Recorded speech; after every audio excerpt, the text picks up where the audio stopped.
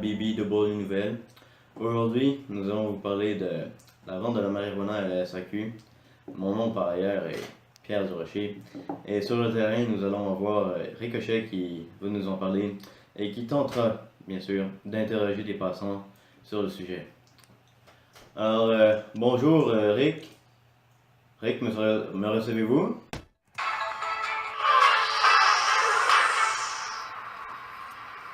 Oui, Pierre, je vous reçois. Nous sommes présentement devant la SAQ à la recherche de passants qui ont des opinions sur la vente de marijuana. Cherchons des passants. Monsieur, faisons un bref reportage sur la vente de marijuana par la SAQ. Qu'en pensez-vous? Je pense que c'est une très bonne idée parce que avant sa légalisation, les gens consommaient et s'en procuraient de façon illégale, ce qui bénéficiait les petites gangs de rue et le crime organisé. Si la SAQ la légalise, l'argent qui en feront irait au gouvernement et non aux gens malhonnêtes. Merci, monsieur. Et me revoici, Rick Hochet à la recherche d'autres personnes ayant des opinions sur la vente de marijuana par la SAQ. Allons interroger ce cher monsieur. Excusez-moi monsieur, nous faisons un reportage sur la vente de marijuana par la SAQ. Qu'en pensez-vous? Moi, je suis contre la vente de la marijuana. C'est dangereux pour la santé. Je trouve que c'est définitivement fatal. D'accord. Moi, c'est contre mes principes. La consommation, la vente, tout ça, c'est contre mes principes. Et s'ils vendent à la SAQ, ça va être plus accessible. Et qui dit plus accessible, dit plus de consommation. Donc, ce ne serait pas très bien. Merci monsieur. Alors, je vais vous laisser après ces sages paroles. C'était Rick Hochet pour BBW Channel. Merci.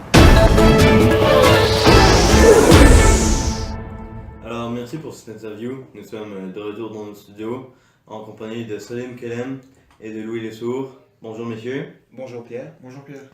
Alors, messieurs, l'heure est grave. Nous sommes en situation de crise. Qu'en pensez-vous? Alors pour commencer, il y aura sûrement un tarissement d'une économie souterraine. Si l'État se met à contrôler l'achat et la vente de cannabis, ce sera la fin d'une économie souterraine liée au trafic. Moins de travail pour la police et la justice. Et plus d'entrées d'argent pour l'État. La grande majorité des consommateurs ne sera plus obligée de se ravitailler auprès des délinquants. Et donc se mettre parfois en danger et d'enfreindre même la loi. En plus, je pourrais bien dire que des produits de meilleure qualité, si la vente est organisée et contrôlée par l'État, les produits ne seront plus trafiqués. C'est un bon argument, monsieur.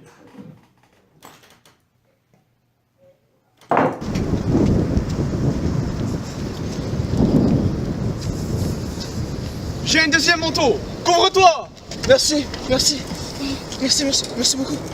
Couvre-toi. Merci. Faites une bonne action.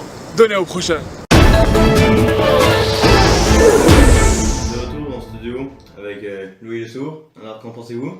Eh bien Pierre, en mon opinion, la marijuana représente un danger pour nos jeunes. En effet, comme vous le savez, la marijuana peut modifier le développement du cerveau. Et donc, nos jeunes pourraient se retrouver avec des problèmes tels l'isolement, l'incapacité à fournir des bonnes notes à leur école, des problèmes sociaux avec des amis, des parents, puisqu'ils ne réagiront plus de la même manière avec leurs prochains.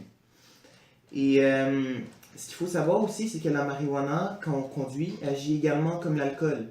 Donc, on ne peut pas prévoir sur les routes, par exemple, quelqu'un qui boit, on peut le prévoir avec l'alcotest, mais quelqu'un qui consomme de la drogue, bien, il n'y a aucune loi qui dit pour l'instant qu'on n'a pas le droit de conduire sous état de drogue.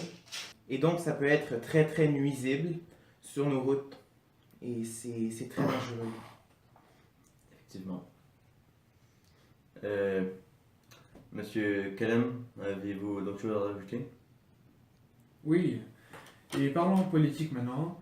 Justin Trudeau, qui s'était prononcé à la fin du juillet en faveur de la légalisation de la marijuana. Selon les libéraux, la lutte contre le trafic de la marijuana est un échec et il serait plus rentable de légaliser et de taxer la marijuana.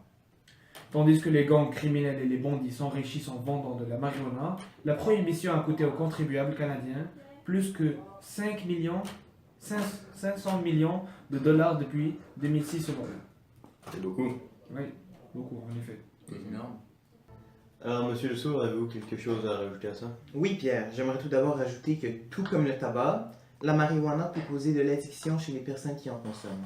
Et elle peut également causer des pertes de mémoire fréquentes et chez certaines personnes prédéterminées, peut aller jusqu'à causer de la schizophrénie. Donc c'est un gros problème qu'il faut prendre en considération pour ne pas abuser de cette drogue. C'est ça. Merci beaucoup pour ce témoignage. Avec plaisir. Alors, c'est surtout pour aujourd'hui. Nous voyons demain pour le téléjournal de 19h.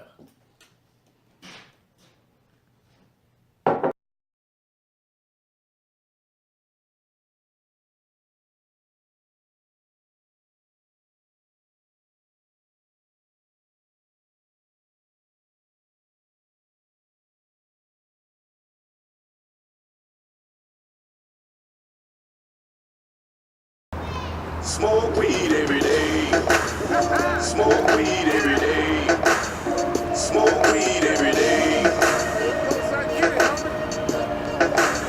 Smoke weed every day. Smoke weed.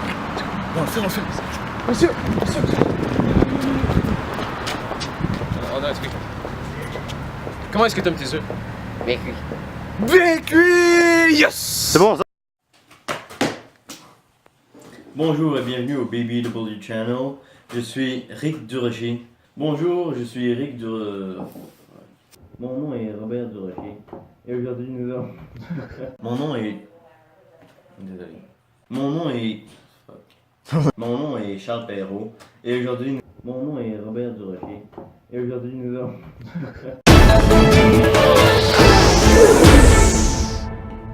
Bonjour et bienvenue à BBW Nouvelles. Mon nom est Pierre Durocher et au programme d'aujourd'hui, nous allons vous présenter la marijuana et le monopole que celle-ci aimerait avoir à l'Est. Comment est-ce que je dois formuler ça? Le monopole que... Nous allons parler de la marijuana et de...